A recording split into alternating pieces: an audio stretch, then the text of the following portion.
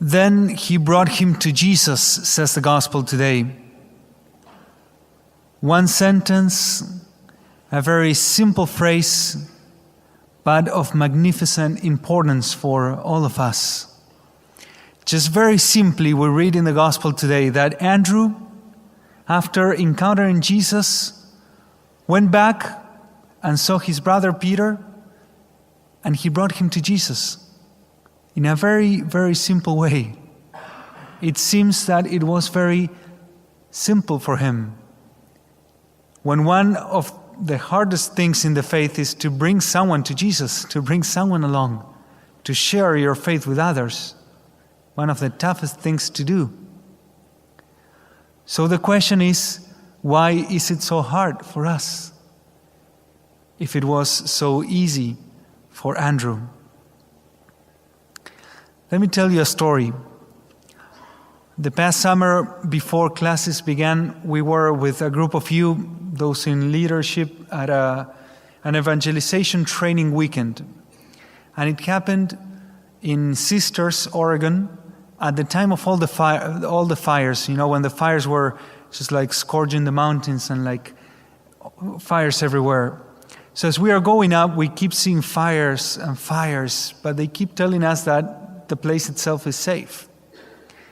So we get there and we set up for all the retreat, and as we are ready to begin, Russell, the owner of the house, he comes in and he says, "You have to leave."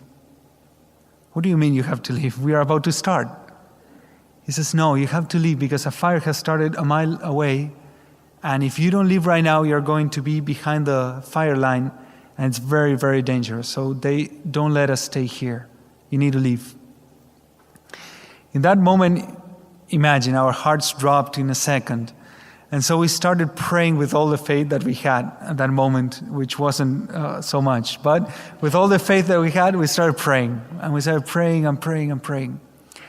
As we said the last amen of the prayer, Russell comes into the room and he says, "We can stay. The fire has been put out." Imagine the joy that we had in that moment. However, that isn't the greatest miracle, which is an amazing miracle. A fire being put out by prayer, you don't see every day. But it wasn't the biggest miracle. A few days later, Russell writes,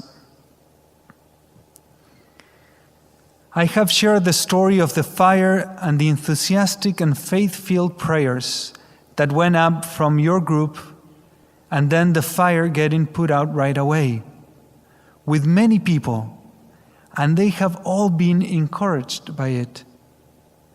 It reminds me of the passage in Revelation 12. They overcame the devil by the blood of the Lamb and the word of their testimony. It was an honor meeting you all, and I pray that God's hand of provision and revelation would abide with you." It was easy for us at that moment to share with Russell and for Russell to share with many. And so the gospel got to many people just in that one instance. And the secret is that the fire was no longer in the woods, but it was in the hearts of each of those students. And that's the secret to share easily the faith. When there's fire in the heart, you start fires around you. When your heart is ablazing, then you can start setting ablaze other hearts around you. St. Andrew, he had that fire. This group of people that I told you about, at that moment we had that fire. And we are all called to have that fire in our hearts, a fire that can light our fires around us. So the question is, how can we have that fire? How can we light that fire in our hearts? The answer is one, by encountering Christ. The gospel shares with us the secret today. These disciples encountered Christ. "Master, where do you stay? Come and see." And they came and they encountered Jesus, and that lit a fire in their hearts. Pope Francis says in one of his writings, "Faith is born of an encounter with the living God, who calls us and reveals his love, a love which precedes us and upon which we can lean for security and for building our lives. Transformed by this love, we gain fresh vision, new eyes to see. We realize that it contains a great promise of fulfillment and that a vision of the future opens up for us. Faith is born of an encounter with Jesus Christ, with the living God. That is why this page that we have read today from the Bible is one of the most relevant ones that there is, because it shows the first encounter in between the fuel and the flame. We bring the fuel. Jesus is the flame. But when those two things encounter, a fire is lit in your heart. And in the gospel today, we read the first time that the fuel and the flame encountered in that page of the gospel many years ago. And these three apostles, Andrew, John, and his brother Peter, they show for us what it means to encounter Christ and what happens when you encounter him deeply in your life, how your heart is set ablaze. This is the method of the Master. This is how he decided to work in us and in our lives, by encountering us. Come and see. Stay with me.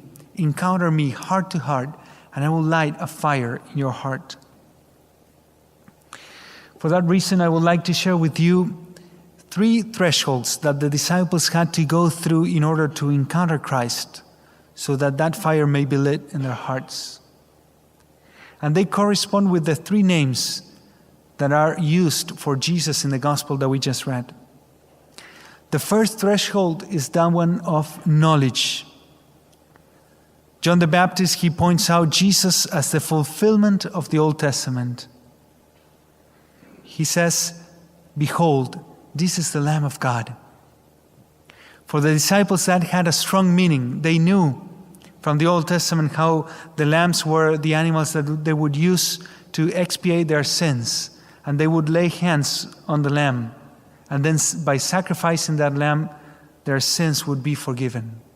So when John says, "This is the Lamb of God who takes away the sins of the world," they grasped a better understanding of who Jesus was. So this is the threshold of knowledge, knowing more about Christ. It's at the level of the intellectual, knowing who Jesus is, but still doesn't involve a personal decision to follow him, a personal decision to follow him. I know by experience that this was my situation for many years. Being born to a Catholic family and being raised in a Catholic faith, going through Catholic school for many years. That was my situation. I knew many things about Jesus, but I had no fire. That may be your situation tonight, that knowledge can lead to fire in the heart, but it involves a personal decision. This is the threshold of knowing by ear through the experience of other people. The second one is that one of discipleship. John and Andrew called Jesus Rabbi, Master, Teacher, we would say today. This is the threshold of those who have accepted Jesus as the master of their lives. They experience that life is about following what Jesus says. It is the threshold of those who give up fighting Christ or negotiating with Christ and decide for him to take the lead. So you lead and I follow. You say and I do. You teach and I obey. People who are at this threshold, they start experiencing the joy of the gospel, the beauty of the faith, because they start going with Christ. They start running after him. They start following him. The main characteristic of this threshold is obedience to what he says. And the third threshold is that one of lordship. Finally, Andrew proclaims him, "We have found the Messiah, the Christ, the Lord." This threshold is that one of those who have put this relationship with Jesus as the most important relationship in their lives. When your relationship with Christ is the most important relationship that you can have on this earth, you have put him in the center. He's the first one. He's the Lord of your decision making. Everything that you do or that you don't, you bring it to the light of Christ. And you let him say, he's the Lord of all the decisions that you make. And the main characteristic is that they easily share their relationship with others. They have the fire in the heart.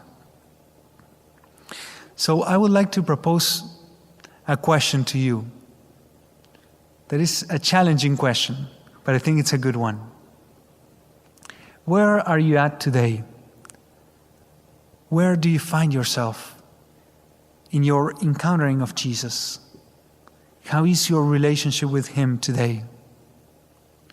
Or even more important or more relevant, where do you want to be? And what can you do in order to be there?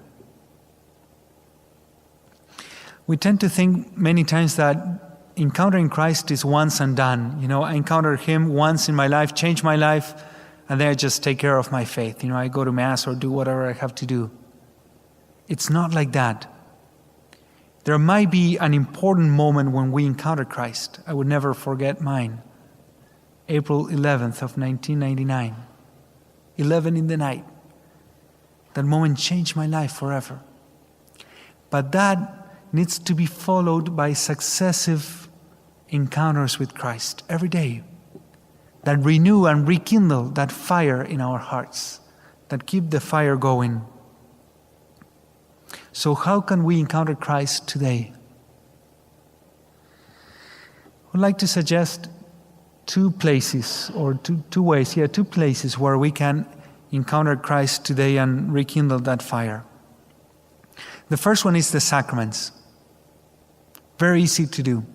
There's fire in the sacraments. If you bring the fuel in your heart, you will find fire. There's fire in the Mass. There's fire in confession. Because the risen Christ is there forgiving. The risen Christ is there, feeding our souls. So if you bring the fuel of seeking Christ as the disciples, you will encounter him. So use the sacraments as much as you can. And you will see how you will find fire there. And in the second place, a community of disciples who have that fire in their heart. Think of the people around you who have that fire in the heart and stick to them. And you will see how they bring that fire into your heart as well. And you may be bringing fire to their hearts as well as you come to encounter Christ more deeply in your life. This is a fire that is given only heart to heart. The fire of Christ is not wasted in the forests. It's given only heart to heart, from his heart to your heart, and from your heart to the heart of those around you. I invite you at this Mass that you may do like Samuel in the first reading, that as you come to the altar, you may say, "Here I am. I bring my fuel. Here I am." And you will listen the voice of Jesus who says also, "Here I am. I am the fire, and I will light your heart on fire, so that through the fire of your heart, many may come to know Jesus."